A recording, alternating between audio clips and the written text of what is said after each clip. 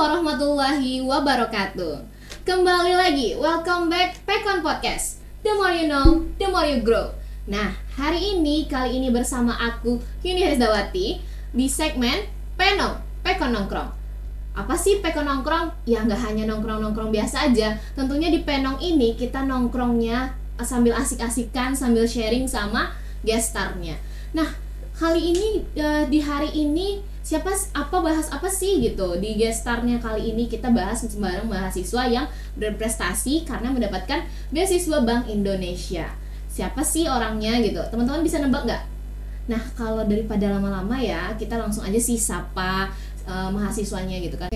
Halo Nindi. Halo Yuni. Oke, kalau aku ya udah kenal sih sama Nindi. Karena kenapa nggak kenal gitu kan? Karena kami teman sejurusan, satu angkatan. Cuman bedanya kita di konsentrasi aja ya. Iya, kalau aku kan konsentrasinya ADP. Kalau Nindi? Iya, kalau aku Tata Niaga. Nah, TTN kalau disingkatnya. Oke, mungkin kalau nggak mungkin dong kita berdua aja yang cuman kenal. Teman-teman Pekonersnya pengen kenal sih sama Nindi. Boleh kali Nindi disapa dulu teman-teman Pekonersnya dimanapun berada gitu.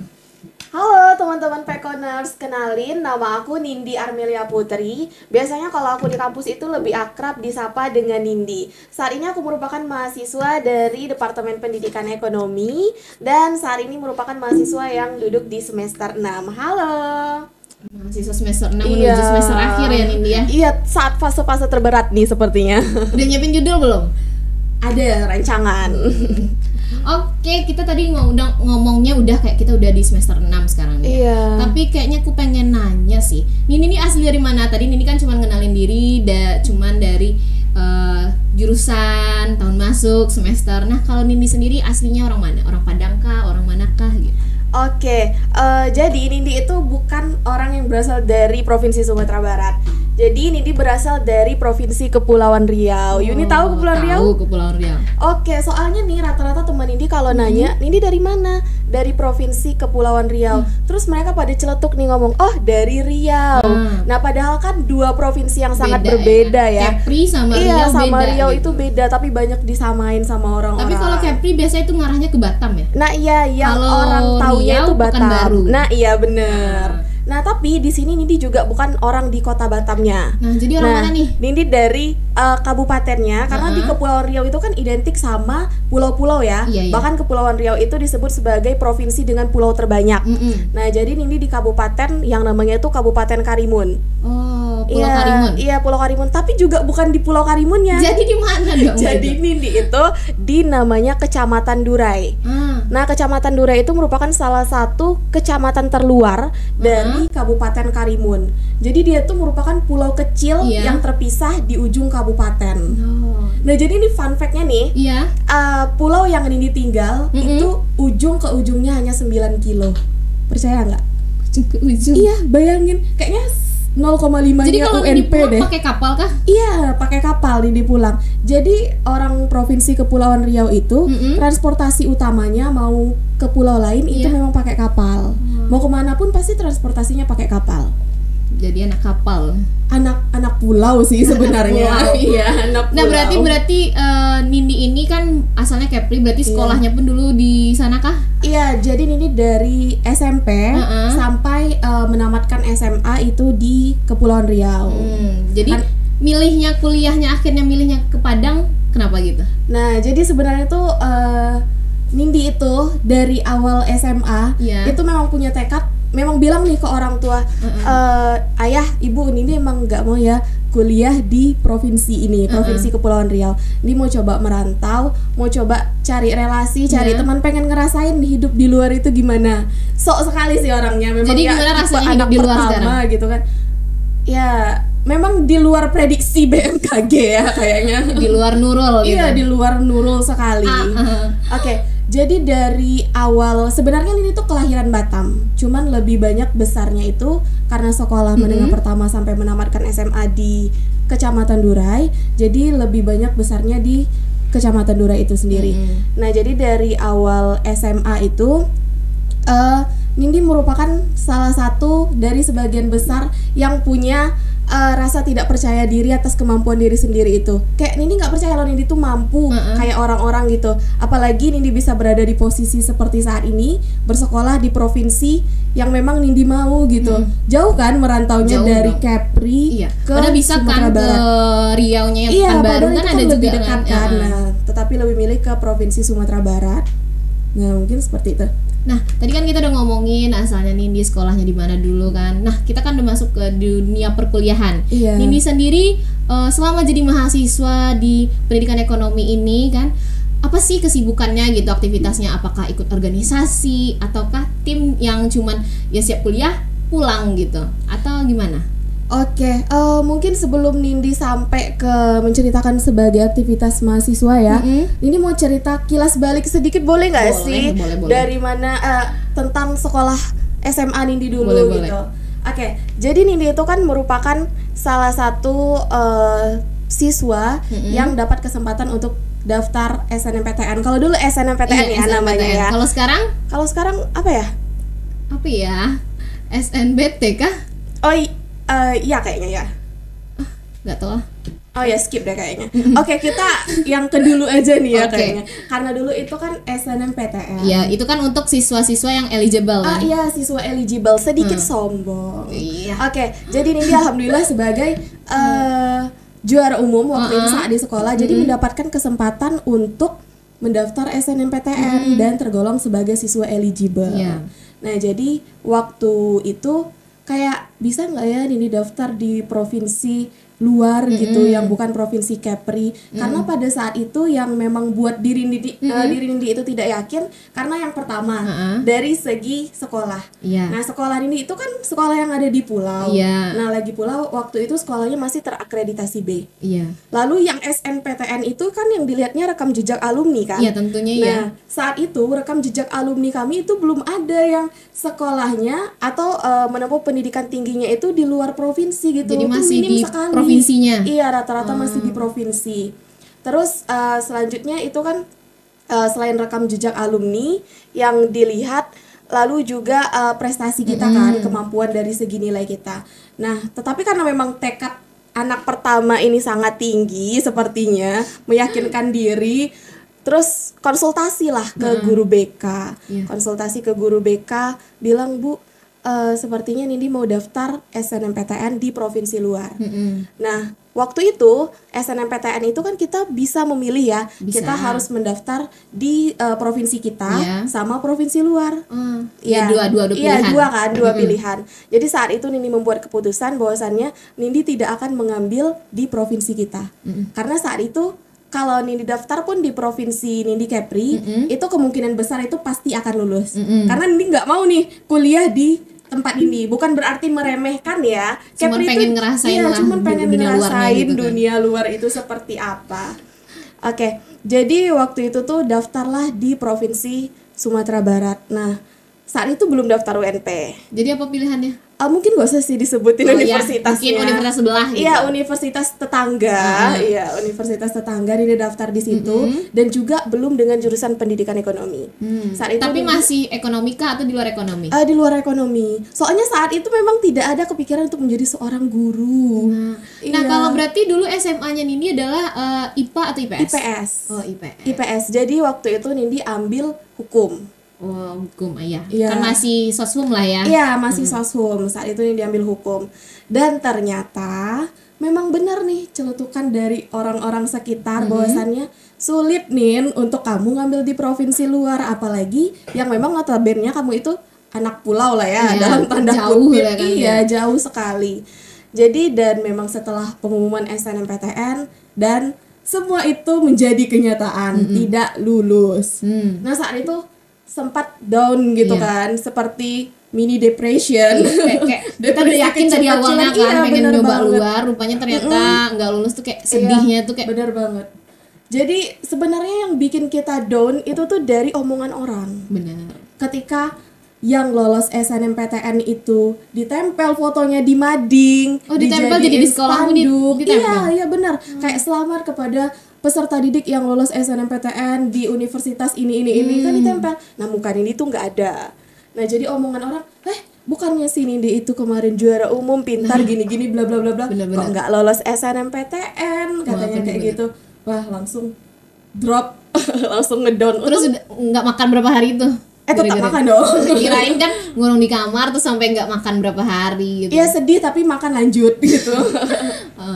Oke, jadi waktu itu memang support dari keluarga itu nyata banget. Jadi orang tua bilang, lanjutin aja apa yang kakak mau, coba lagi kalau memang ada jalan lain. Terus selain SNMPTN terus ada SBMPTN. Di zaman kita ya. Iya, di zaman kami itu SBMPTN. Zaman kapan ya?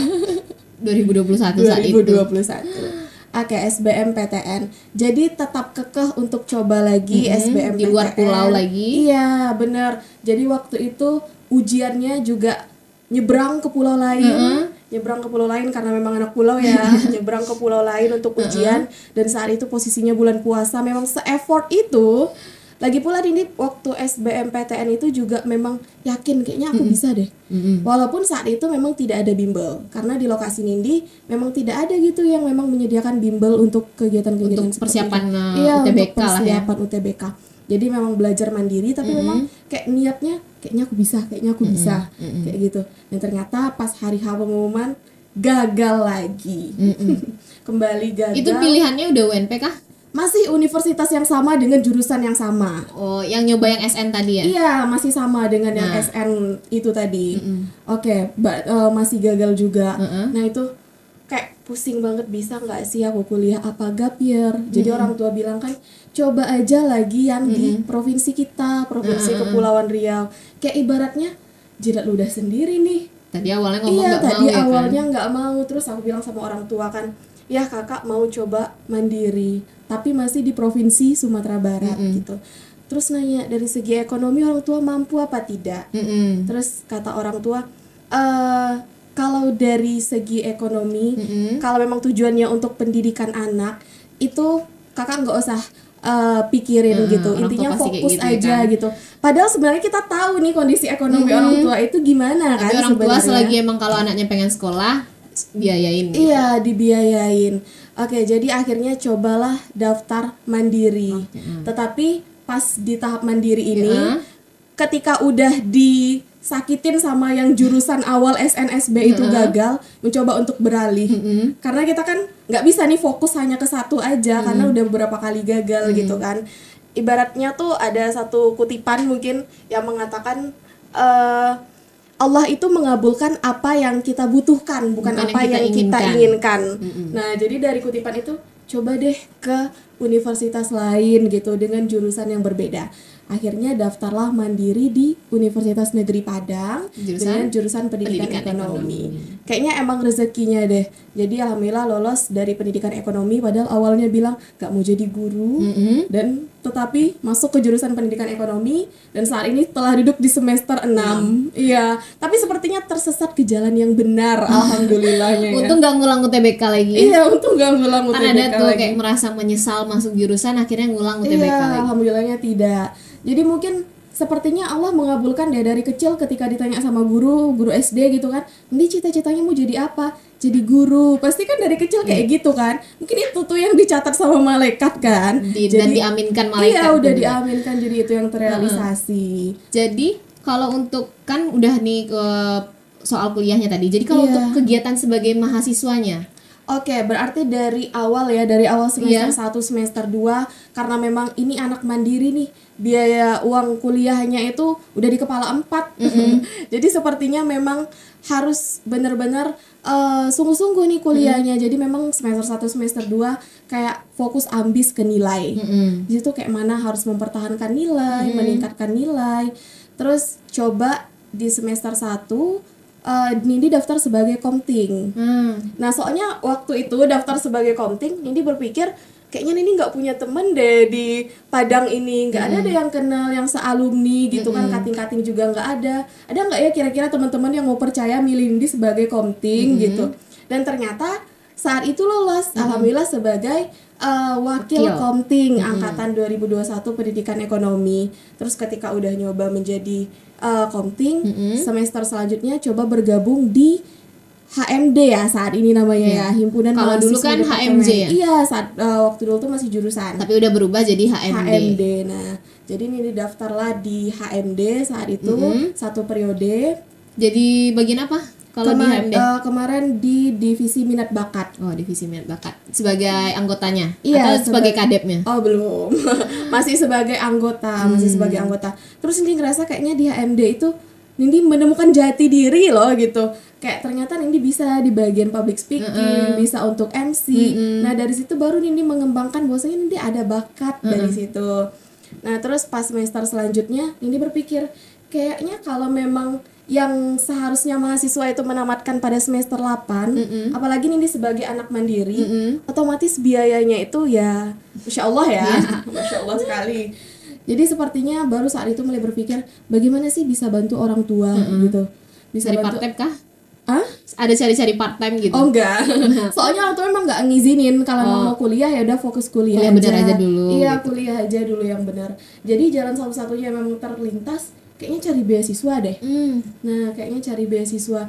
Akhirnya mengulik-ulik lah beasiswa apa sih yang bisa Nindi ikutin gitu, yang bisa Nindi daftarin, dan sampailah ketemu sama beasiswa Bank Indonesia ini. Beasiswa Bank Indonesia. Berarti Nindinya ini emang kalau dari mana tahu beasiswa dari Bank Indonesia ini berarti emang ngulik-ngulik sendiri gitu kan? Atau mungkin ada dari teman, Nin, ini buka nih beasiswa gitu. Oke. Atau gimana? Oke, jadi awal ini sebenarnya lucu sih, sedikit lucu ya kalau menurut Nindi. Awal Nindi tahu beasiswa Bank Indonesia karena waktu itu tuh nggak sengaja lewat di arah jalan kampus, jalan Cendrawasih itu. Jalan pulang ke kos. Iya, jalan pulang ke kos, di situ kan macet kan jalannya. Jadi waktu itu pas Nindi berpapasan sama orang yang pakai baju ini. Yang mahasiswa Bank Indonesia. Beasiswa Bank Indonesia. Bener, dia pakai baju ini. Jadi posisinya waktu itu di belakang dia. Terus Nindi lihat lah kan, itu baju organisasi apa ya? Terus di belakang baju ini kan ada bacaan kan? Iya. Ada bacaan Gen B, Generasi Baru Indonesia. Terus sampai rumah kayaknya apa sih itu Gen B, nggak pernah dengar sama sekali tentang apa sih itu Gen B selama di kampus ini. Jadi akhirnya dicari-cari, oh ternyata Gen B itu salah satu komunitas yang menaungi mahasiswa-mahasiswa di perguruan tinggi yang menerima beasiswa. Iya, yang menerima beasiswa dari Bank Indonesia. Nah, jadi dari situlah tahu, akhirnya ini coba follow sosial medianya, lihat kriteria beasiswanya itu Pantau lah bagaimana. ya, gitu. Ya, mulai dipantau. Dan kebetulan pas Nindi mantau, itu jelang beberapa bulan ternyata itu jadwal pembukaan beasiswa Bank Indonesia. Jadi dari situlah prepare untuk nyiapin untuk daftar beasiswa Bank Indonesia ini. Nah, jadi kan berarti ini udah searching nih, udah tahu kan syarat-syaratnya tadi. Iya. Nah, berarti ada berapa tahapan sih dari beasiswa Bank Indonesia ini? Oke, berarti kita udah masuk ke tahapan ya. Iya, ya kan? Tadi kata Nini kan udah mempersiapin syarat-syaratnya gitu kan. Iya. Dari tahapnya sendiri itu ada berapa tahap gitu proses yang kita laluin buat mendaftar beasiswa Bank Indonesia? Oke, jadi untuk mendaftar beasiswa Bank Indonesia sebenarnya jika dibandingkan dengan beberapa beasiswa lain yang Nindi tahu, tahapan pendaftaran beasiswa Bank Indonesia ini juga tidak terlalu berbelit-belit ya, karena di sini juga terdiri dari 2 tahapan. Oh, jadi cuma 2 tahapan? Iya, cuma 2 tahapan aja. Yang pertama itu ada namanya seleksi administrasi. Berarti yang syarat-syarat berkas-berkas yang kita tadi yang kumpulin tadi ya? Itu persiapan berkas-berkas. Baru yang kedua itu ada namanya seleksi wawancara.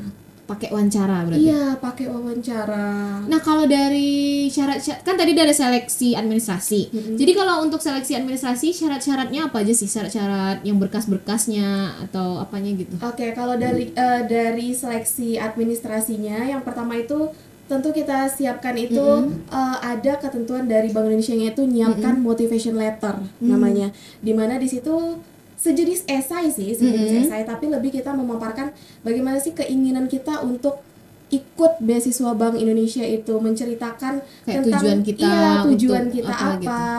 apa motivasi kita, terus latar belakang atau profil kita, sama kayak kegiatan apa yang sedang kita laksanakan sekarang. Karena memang beasiswa Bank Indonesia itu mengharapkan mahasiswa-mahasiswi yang memang aktif gitu, pernah mengikuti kegiatan-kegiatan sosial terutama yang memang ada impact-nya gitu.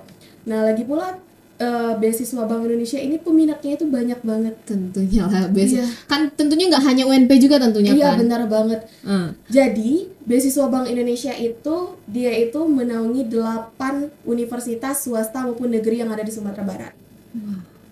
Iya, ada 8 universitasnya. Mungkin bisa disebutin ya? Boleh. Oke, salah satunya yang pertama itu ada UNAN, Universitas Andalas. Lalu juga ada UNP, lalu ada UIN Imam Bonjol, lalu Universitas Bung Hatta, Politeknik Negeri Padang, Universitas Dharma Andalas, lalu ada UIN Mahmud Yunus di Batu Sangkar. Oh, di Batu Sangkar? Iya, di luar Padang juga ada UIN Mahmud Yunus Batu Sangkar sama UIN SMDD di Bukit Tinggi. Tapi mayoritasnya yang di daerah Padang ya? Iya, mayoritasnya itu lebih banyak di daerah Padang.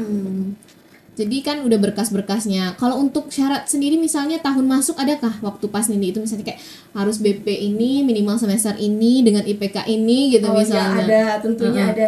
Nah, itu tuh masuk ke tahap seleksi administrasi. Nah, di mana ketentuannya itu jadi sebelumnya mahasiswa penerima beasiswa Bank Indonesia ini itu merupakan mahasiswa dengan jenjang strata 1 atau S1 sama mahasiswa D3. Oh, berarti nggak hanya S1, D3 bisa gitu? Oke, ya D3 bisa. Terus juga ada ketentuan bagi universitas, tadi kan udah disebutkan ada 8 ya. Ada 8. Jadi ketentuannya di situ bagi universitas yang berakreditasi A itu dia akan mendapatkan 75 kuota.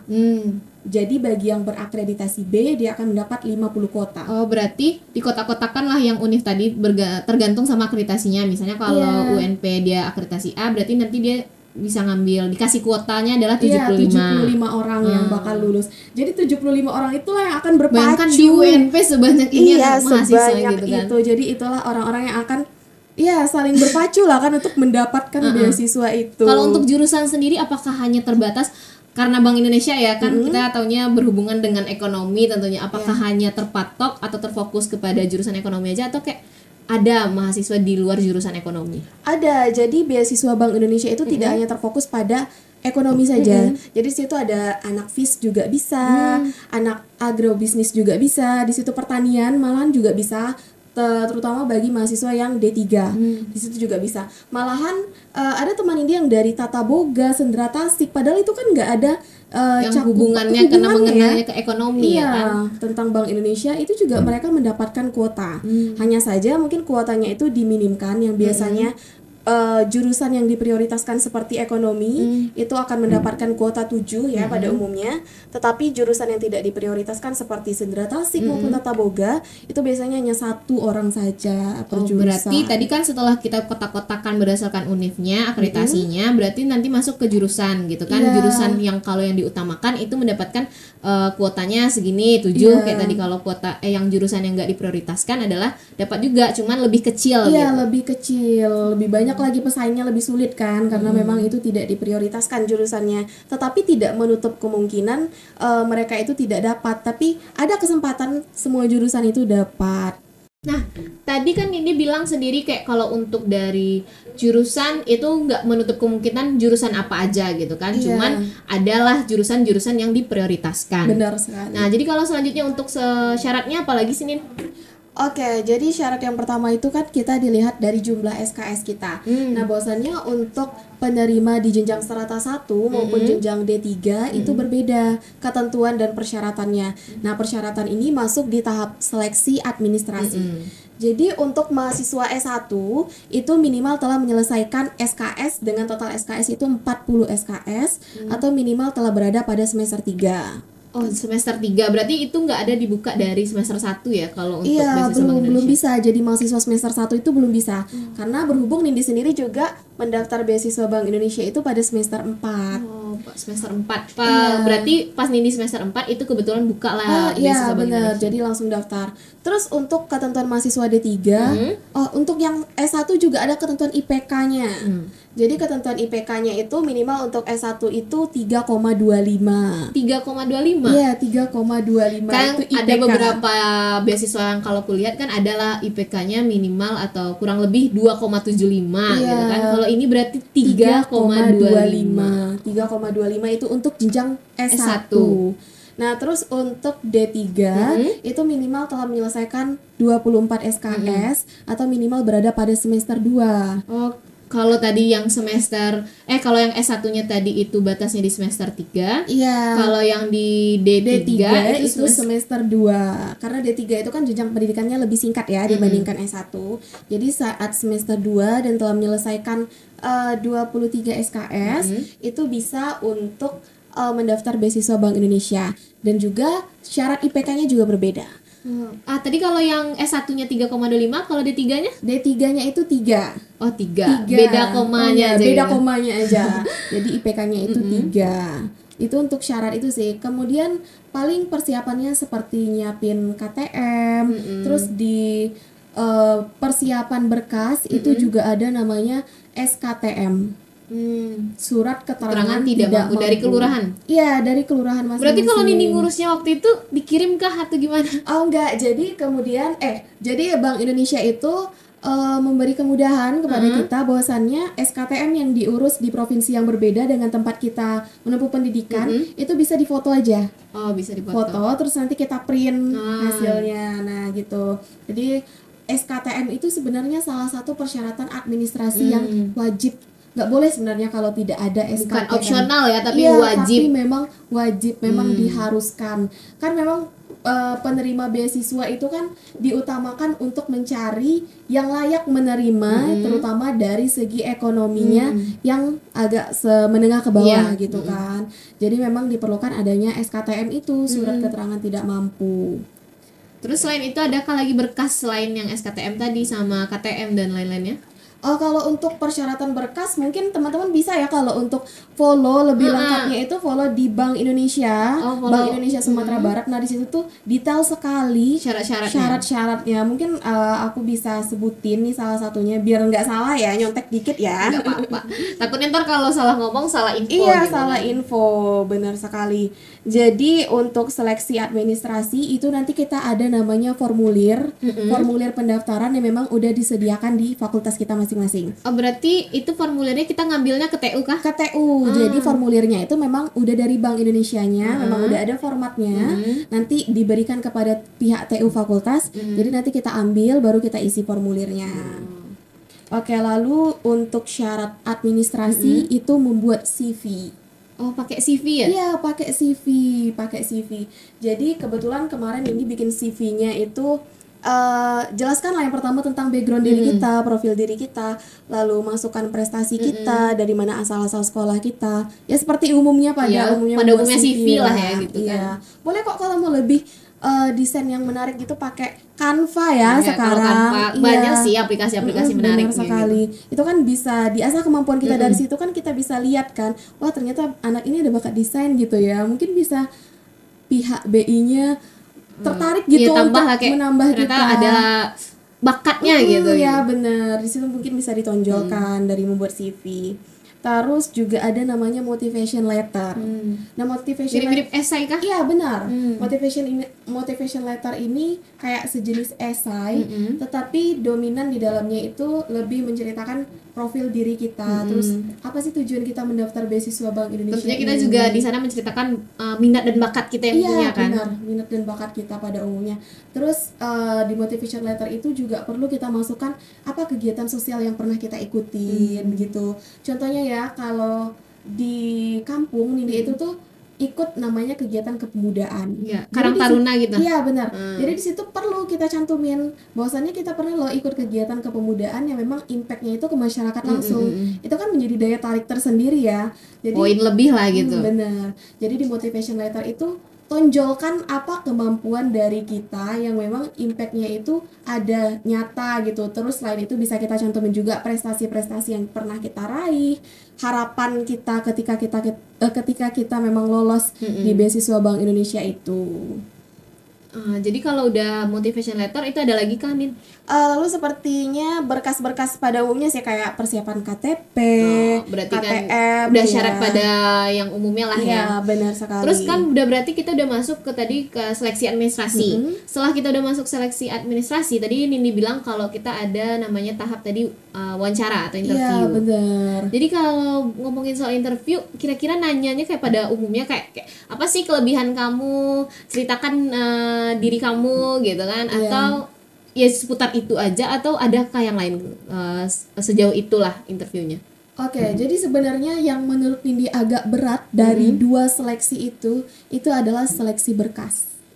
Karena seleksi berkas itu kan di mana semua berkas yang mendaftar beasiswa Bank Indonesia itu dikumpulkan, kemudian nanti akan dipilah menjadi beberapa orang yang terpilih saja, dan kemudian orang tersebutlah yang akan dikirimkan namanya ke Bank Indonesia langsung untuk diwawancara. Jadi seleksi berkas itu seleksi yang memang sulit sekali gitu karena pesaingnya banyak dari gitu. Jangankan dari UNP gitu kan, dari Iya, untuk fakultas dari fakultas aja itu udah banyak sekali. Nah, jadi dari seleksi berkas itu ya memang rezeki-rezekian. Doanya kayak ya Allah ya Tuhanku tolong gitu. Iya, benar, tolong ya Allah, tolong banget ini.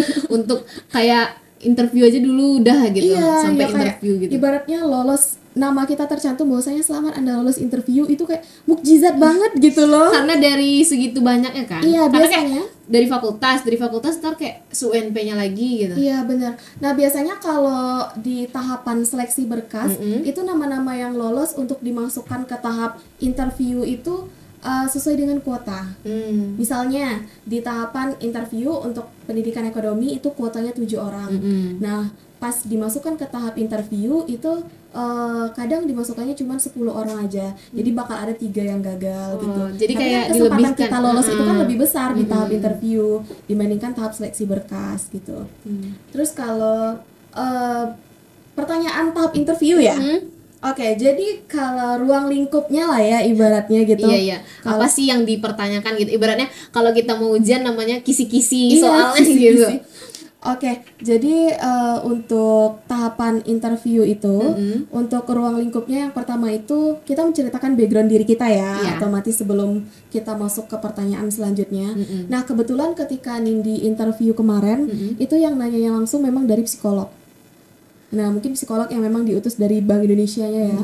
Jadi mungkin kenapa mereka ngutus psikolog, mungkin biar tahu ya mimik muka kita itu bohong apa enggaknya ketika jawaban interview. kita tuh buat-buatan atau kayak mana. Kan mereka lebih tahu ya, makanya dari situ. Terus juga yang ditanya itu seputar Bank Indonesia yang memang memberikan beasiswa itu kan dari Bank Indonesia. Nah, otomatis kita juga harus tahu apa sih itu Bank Indonesia, bagaimana status dan kedudukan Bank Indonesia, visi-visinya, tujuannya, pokoknya cakupan yang umum-umum lah tentang Bank Jadi Indonesia. kayak selain kita menonjolkan diri tadi di pertanyaan interview, juga ternyata kita harus nguasain materinya yang berhubungan dengan yang memberikan beasiswanya lah ya gitu kan. Dari Bank Indonesianya. Kan ibaratnya ketika kita ingin mengharapkan sesuatu, kita harus kenal dulu nih apa yang kita harapkan gitu kan. Jadi kita harus tahu Bank Indonesia itu apa sih gitu kan. Nggak hanya bank sentral aja kita taunya, tapi kita harus tahu kenal lebih dalam juga dengan Berarti Nendi sebelumnya tuh berarti belajar dulu kan gitu. Oh iya, benar. Prepare sekali sepertinya. Bener-bener dituliskan satu persatu apa sih kayaknya pertanyaan yang bakalan masuk nih, juga bisa sharing ke penerima lama senior itu gitu kan, ya. cutting-cutting. Iya, kita tuh perlu ya berbaur sama orang gitu. Jadi perlu kita tanya-tanya, apa sih Bang dulu waktu Abang wawancaranya gitu. Terus juga sekarang untuk tahapan wawancara itu sebenarnya kisi-kisi pertanyaannya itu juga udah banyak tersebar loh gitu, kayak di YouTube teman-teman juga bisa nonton. Banyak yang bikin vlog. Ternyata udah bikin tips and trick gitu kan, cara menjawab pertanyaannya gitu. Benar sekali. Jadi dari situ kita belajar, kita rangkum apa aja pertanyaan-pertanyaannya. Nah, kebetulan kemarin karena Nindi daftarnya di semester 4 dan di situ alhamdulillahnya wawancaranya itu daring. Oh, daring. Berarti nggak Nindi datang langsung ke Bank Indonesia? Tapi untuk yang penerima tahun kemarin itu datang langsung ke Bank Indonesianya. Oh iya. Soalnya pernah ada aku sharing sama Kating, katanya iya pas kalau untuk interview itu kita benar-benar datang ke Bank Indonesianya gitu. Jadi kemarin itu daring mungkin kurang tahu ya apa mungkin ada beberapa dan lain hal yang membuat keputusan Bank Indonesia itu melaksanakan interview secara daring. Dan saat itu kami melaksanakan interviewnya secara daring. Terus selain teman-teman mengetahui tentang seputaran Bank Indonesia, teman-teman juga harus tahu tentang Genb. Oh, jadi nggak hanya tahu Bank Indonesia aja, ternyata komunitas dari Genb harus kenal juga. Iya, bener banget. Jadi teman-teman mungkin beasiswa Bank Indonesia ini tuh beda ya sama beasiswa yang lain. Kalau beasiswa yang lain itu umumnya ketika kita telah mendapatkan bantuan finansial, ya udah memang dapat lurus. Berarti kan bantuan kita finansial aja. Ya fokus kayak maksudnya kita fokus cuma belajar, bener. pertahanin IPK kalau bisa naik gitu kan. Cuman ya kita aja nggak ada kegiatan gitu. Bener. Tapi kalau di beasiswa Bank Indonesia ini, teman-teman ketika lolos dari beasiswa Bank Indonesia akan tergabung dalam komunitas penerima beasiswa Bank Indonesia yang dinamakan dengan Genb. Jadi kayak sebuah organisasi gitu lah. Iya, bener, ada lagi organisasi yang menaunginya. Jadi Genb itu kepanjangan dari Generasi Baru Indonesia. Nah, jadi di Genb itu ngapain aja sih gitu kan? Apa sih kegiatan Genb itu? Apa kayak cuman yaudah kumpul-kumpul biasa atau gimana gitu di sini? Oke, jadi kalau di Genb itu teman-teman akan melakukan kegiatan selayaknya bagaimana organisasi pada umumnya. Oh, berarti ada DPH, ada pengurus gitu. gitu. Ada kepengurusan, ada struktur organisasinya. Tapi lebih bukan ke organisasi ya, tapi lebih komunitas gitu. Nah, lebih ke komunitas. Jadi juga ada divisi-divisinya, di dalamnya juga ada bidang-bidangnya. Nah, disitulah kita akan melakukan berbagai kegiatan yang memang impactnya ke diri kita sendiri dan juga Bank Indonesia. Jadi selain mendapatkan bantuan finansial di beasiswa Bank Indonesia ini, kita juga bisa mengembangkan nih apa sih bakat yang kita miliki, kemampuan soft skill kita bisa diasah melalui komunitas Genb itu. Nah, berarti untuk Nindi sendiri dampak yang dirasakan setelah nerima beasiswa Bank Indonesia itu berarti kan kayak adalah pengembangan diri gitu kan, sekali. Punya relasi gitu kan, tentunya kan gak hanya UNP aja kita punya temennya di sana karena kita udah masuk komunitas Genb-nya. Oke, kalau dari segi ibaratnya privilege lah ya untuk diri sendiri gitu. Nah, ketika kita mendapatkan beasiswa Bank Indonesia yang pertama kali merasa seneng gitu Nindi kan, ketika kita menginjakkan kaki di Bank Indonesianya langsung. Gimana sih rasanya Bank Indonesia Sumatera Barat? Pernah lihat kan Yuni? Kita ya selama orang-orang cuma lihat dari luar aja, belum pernah masuk dari luarnya gitu kan. aja, wah kali gitu Kalau kan. dari luar aja kita bisa lihat kayak wah megah gitu wah, kan. semegah itu. Terus alhamdulillah bisa masuk langsung di Bank Indonesianya, bisa ketemu langsung sama memang orang-orang pentingnya lah gitu. Petinggi di Bank Indonesianya itu udah merupakan suatu privilege banget bagi mahasiswa penerima beasiswa Bank Indonesia ini. Nah, selain itu juga Nindi pernah juga mendapatkan kesempatan untuk menjadi MC langsung di acara Bank Indonesia. Nah, di situ kan bisa mengembangkan bakat kita ya. Selain untuk bakat yang diasah juga mendapatkan relasi di situ untuk cari pengalaman, cari teman baru dari berbagai universitas. Oke, Nin, tadi kan Nindi udah kayak cerita kayak tahapannya ini gitu kan, syarat-syarat pendaftarannya ini gitu kan, juga tadi pengembangan diri yang privilege yang dirasakan gitu kan. Nah, kalau untuk gimana ya, tadi kan Nindi sendiri bilang kalau Nindi masuknya itu adalah di semester 4, kalau untuk syarat minimumnya kan adalah semester 3. Itu kalau untuk apa ya, kita menerima, misalnya kita kalau udah nerima dari awal, itu apakah sampai akhir kita akan nerima atau kayak bertahap gitu, misalnya kayak cuman dibatasi gitu berapa tahunnya gitu. Oke, jadi untuk yang menerima beasiswa Bank Indonesia itu maksimal bisa nerima itu 4 kali. Oh, 4 kali. Ini 4 kalinya 4 semester? 4 semester. Oh, 4 semester. Iya, 4 semester. Jadi maksimal nerima itu 4 semester.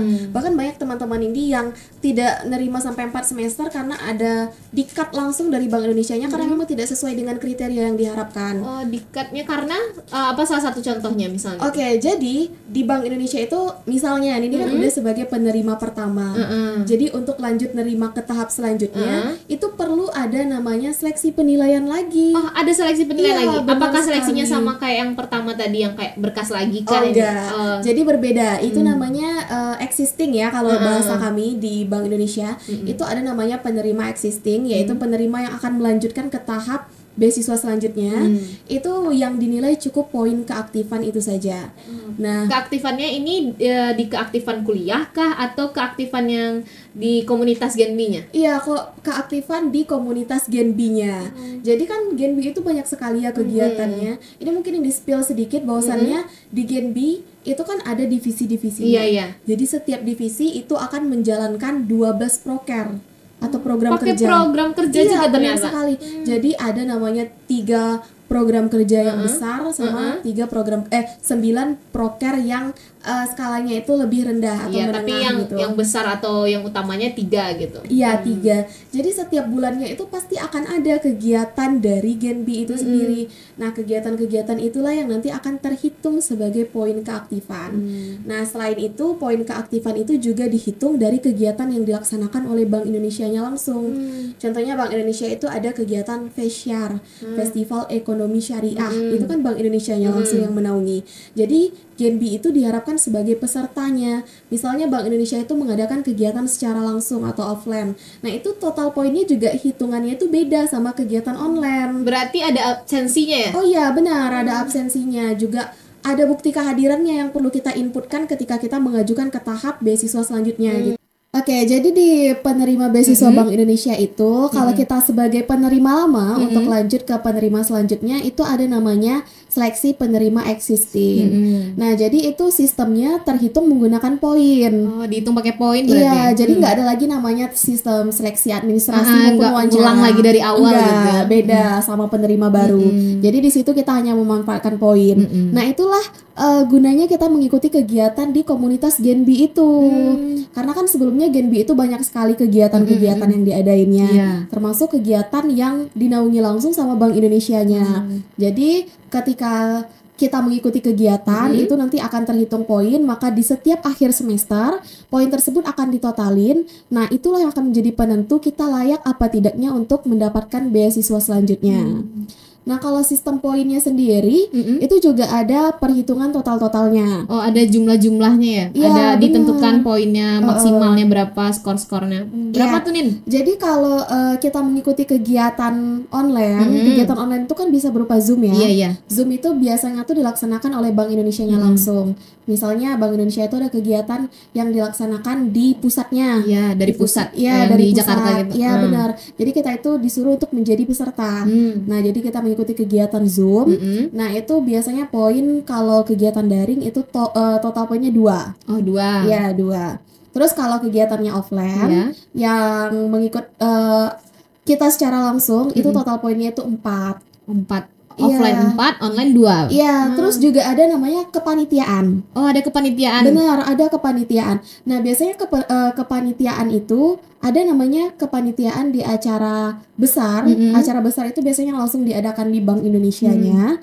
Itu total poinnya tuh lebih tinggi, itu 8. Karena kepanitiaan itu cenderung ribet ya, Iya, iya. menguras tenaga sekali, iya. apalagi kalau dilaksanainnya tuh langsung di Bank Indonesia, otomatis banyak waktunya kita terpakai tenaganya. Jadi memang dihargainnya tuh lewat poin yang cukup tinggi. Nah, nanti poin keseluruhan itu diakumulasikan, lalu totalnya itulah yang menjadi penentunya. Jadi berarti poin yang tertinggi itu adalah diletaknya di kepanitiaan berarti. Iya, benar, di kepanitiaan.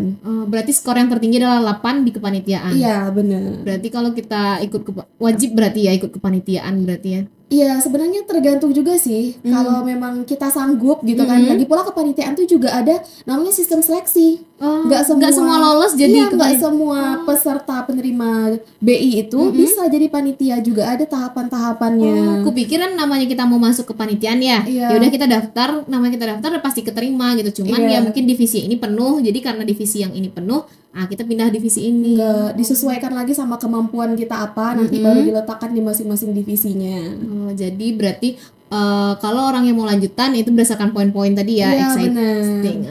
Oke. Nah, kalau dari tadi kan kita udah spill semuanya ya, tahapnya, cara Iya. pendaftarannya, syaratnya. Jadi kepo nih, boleh nggak sih spill berapa sih besaran jumlah beasiswa dari Bank Indonesia ini, Nin?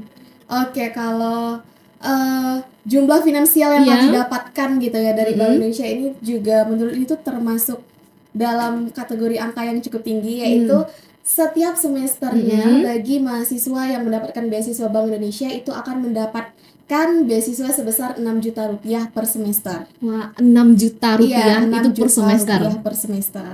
Tapi 6 juta itu tuh memang bersih diberikan kepada kita. Jadi memang kita sendiri yang akan mengalokasikan dana tersebut. Mau kita bayarkan ke UKT atau untuk biaya uang hidup biaya lainnya. hidup. Oh, berarti bukannya kayak ibaratnya kita dapat nih beasiswanya terus ntar orang dari Bank Indonesianya ngasih ke UNP, bukan kayak gitu Enggak. berarti ya. Jadi memang murni 6 juta dikasih ke kita, Iya. jadi yang mengalokasikannya itu kita. Jadi misalnya kalau kita bayar UKT, dia dikasihnya uang ke kita, jadi kita mau bayar UKT ya kita sendiri yang Iya, bayar gitu, bener. bukan dipotong langsung oleh Enggak. pihak UN. Oh. Jadi 6 juta per semester lah, Iya, cukup 6 menggiurkan juta. lah ya. Menggiurkan kan? Nah, apalagi kalau misalnya sampai semester akhir ya kan? Iya benar, apalagi kalau kan maksimal mendapatkan itu kan 4 semester. Berarti 6 dikali 4 udah 24 juta. Siapa lagi yang mau ngasih uang sebanyak itu? Jadi ya coba aja iya, dulu kan. bener. Nah, karena tadi Nindi udah bilang 6 juta, boleh dong mungkin kali dibagi tips and trick lolos untuk dapetin beasiswa Bank Indonesia ala Nindi gitu. Oke, kalau ala aku ya, Iya. untuk tips and trick ngedapetin beasiswa Bank Indonesia itu yang pertama otomatis setiap apa yang kita lakukan itu kita butuh yang namanya perencanaan. Kita butuh rencana. Memang persiapan itu tuh memang sejalan ya dengan apa yang kita jalankan nantinya.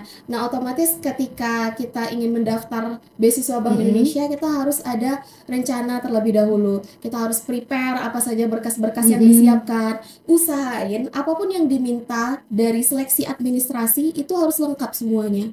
Jangan ada salah satu berkas yang tidak kita lengkapi, karena itu juga bisa mengurangi poin kita nantinya ketidaklengkapan berkas itu. Jadi kalau bisa berkas-berkas itu dilampirkan, malahan kalau ada lebih baik prestasi dalam bentuk sertifikat atau piagam itu juga bisa sebagai faktor penunjang untuk menentukan kelulusan kita. Nah, selain itu bagi teman-teman terutama mahasiswa baru nih yang baru masuk ke jenjang perguruan tinggi, mungkin dari awal itu teman-teman bisa untuk mempertahankan IP-nya terlebih dahulu. Karena menurut aku IPK itu juga mempengaruhi kita untuk bisa tidak lolos ke beasiswa ini. Karena tadi masuk salah satu syaratnya kan? Iya, salah satu syarat itu adalah IP. Jadi dari awal-awal ini pertahankan dulu nilainya. Nah, selain itu teman-teman juga jangan ragu deh untuk mengikuti kegiatan-kegiatan sosial atau kegiatan organisasi kampus lah terutama. Karena itu juga bisa sebagai penunjang dimana ketika teman-teman udah biasa untuk bekerja sama di lingkup organisasi, itu juga akan berguna nantinya ketika teman-teman masuk ke komunitas Genbi. Nah, selain itu kalau dari segi wawancara, mungkin teman-teman bisa memanfaatkan relasi teman-teman, bisa bertanya sharing gitu. sama senior kan, benar. kayak apa sih pertanyaannya kak, gimana cara jawabnya gitu. Iya benar, karena sharing-sharing itu perlu kan, kita nanya-nanya ke orang yang terlebih dahulu pernah berada di posisi itu. Iya benar-benar. Jadi kita harus tidak malu gitu untuk bertanya. Jadi dikumpulkan aja pertanyaannya, bisa dilatih dulu wawancara sama teman-temannya. Bagaimana cara mengkomunikasikan kalimat yang baik sebenarnya itu perlu. Nah, mungkin dari aku itu sih intinya. Sebelum teman-teman memilih untuk mengikuti sesuatu hal, otomatis itu perlu adanya perencanaan dari kita. Tidak ada sesuatu hal itu yang spontan ya yang kita lakuin. Semuanya harus direncanakan. Iya, semuanya emang harus direncanakan.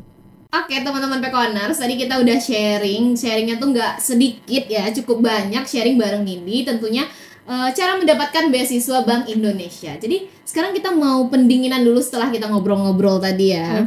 Pendinginannya kita pakai kuis. Oh, masih panas berarti dong. Tapi ya kuisnya ya gampang kok. Kuisnya adalah kuis lawan kata. Tentunya ya easy peasy lah gitu kan. Anak SD bisa. Apalagi anak Genbi gitu. Apalagi anak Genbi gitu ya. Oke. Ntar kalau contoh, aku kasih contoh dulu ya. Misalnya kalau kaya, miskin gitu. Oke. Jadi kuis lawan katanya cuma sedikit kok. Ada 5 kata. Oke? Siap Nindi? Oke, siap. Harus siap. Oh ya, harus siap nih. Oke, kita mulai. Kata lebar, sempit, panjang, pendek, mahal, murah, fakta, mitos, salah, senang, sedih, agak melek. Fakta itu adalah opini lawan kata. Ya kan, karena fakta secara data kan. Tentunya lawannya opini gitu. Kok mitos ya? Faktanya opini lawannya. Oke Nindi, kita udah seru-seruan bareng ya. Tadi kita udah nongkrong sambil sharing tentang beasiswa Bank Indonesia. Oke. Jadi tadi kita udah kuis juga ya, pendinginan kuisnya Ya, sangat-sangat dingin ya. Jadi kuisnya udah, sharingnya udah. Jadi kita, tapi sayang banget kita harus menyudahi nongkrong kita hari ini dulu. Wah, udah habis ya berarti waktunya ya. Udah, karena kayak ya kita dikejar durasi gitu ya. Iya. Jadi kayak, nah sebelum Nindi pamit ya, jadi kita mau minta dulu closing statementnya dari Nindi. Oke, kalau closing statement dari aku, terutama tentang beasiswa Bank Indonesia ini ya, setiap orang itu pasti punya kesempatan, tergantung bagaimana cara kita memanfaatkan kesempatan itu. Teman-teman, sesuatu yang memang sudah tertakar, insya Allah tidak akan pernah tertukar. Oleh karena itu, teman-teman, selagi masih bisa berusaha, berusahalah, karena ketika kita tidak mencoba, maka kita tidak akan tahu hasilnya. Oleh karena itu, tetap semangat, coba terus hal-hal baru, dan jangan menyerah ketika memang hal itu gagal. Karena ketika itu gagal, berarti ada lagi yang lebih baik ini ke depannya. Benar. Karena rezeki kita nggak pernah tertukar Iya, benar sekali. Oke, kita harus menyudahi Pekon nongkrong kita hari ini. Tapi sebelum kita pamit, kita nanti closingnya barengan ya, Nin. Oke. Jadi kan pas kita bilang sampai jumpa di podcast Pekon atau Pekon Podcast. Nah, Pekon Podcast, the more you know, the more you grow. Oke. Oke Nin, kita harus menyudahi dulu Pekon nongkrong kita hari ini. Mungkin teman-teman kan masih pengen sharing kali ya. Nah, tadi kan ini udah bilang kalau mau cari informasi tentang beasiswa Bank Indonesia itu bisa kayak kita searching di IG-nya Bank Indonesia, Iya, benar. sama di IG Genbi. Nah, mungkin kalau mau lebih jelas lagi boleh tanya langsung ke Nindinya. Jadi boleh nih Nin, spill dulu sih IG-nya, mana tahu kan banyak nih yang DM Kak gimana caranya gitu. Oke, mungkin bagi teman-teman terutama penerima baru nih ataupun penerima lama yang masih juga memiliki kesempatan untuk mendaftar beasiswa Bank Indonesia, boleh lebih jauh tuh di follow Instagramnya Bank Indonesia Sumatera Barat dan juga Bank Indonesia serta Genbi Sumbar dan juga Genbi UNP itu juga ada Instagramnya. Nah, kalau teman-teman mau tanya-tanya lebih lanjut, Lebih mungkin detail gitu ya. iya benar lebih detail, terutama anak-anak pendidikan ekonomi nih yang sejurusan sama aku. Untuk bisa follow nih Instagram aku. Mungkin selain bertukar cerita bisa mutualan juga kan bener. Kak? Bisa nambah relasi lah itu Iya, hitungnya. bisa nambah relasi. Jadi bisa follow nanti Instagram aku yaitu r_indi. Oke, di follow ya teman-teman, apalagi adik-adik tingkat kita di tahun masuk 2022 dan 2023. Oke, teman-teman masih bisa dengerin kita walau mungkin nonton ulang kali ya. Bisa juga misalnya kayak kemarin nih lupa mau dengerin sharingnya Kak Didi kemarin nih tentang beasiswa Bank Indonesia. Nah, bisa nih dengerin kita di YouTube dan Spotify-nya di Pekon Podcast. Dan kalau untuk IG dan TikTok-nya ada di labor_pekobis. Jadi itu banyak keseruan di sana, banyaklah segmen-segmen yang menarik. Oke Nindi, kita harus pamit lagi ya sama teman-teman Pekoners ya. Jadi nanti kita closingnya barengan ya Nin. Jadi pas kita bilangnya sampai jumpa lagi di Pekon Podcast. The more you know, the more you grow. Oke Nin? Oke teman-teman Pekoners, sampai jumpa lagi di Pekon Podcast.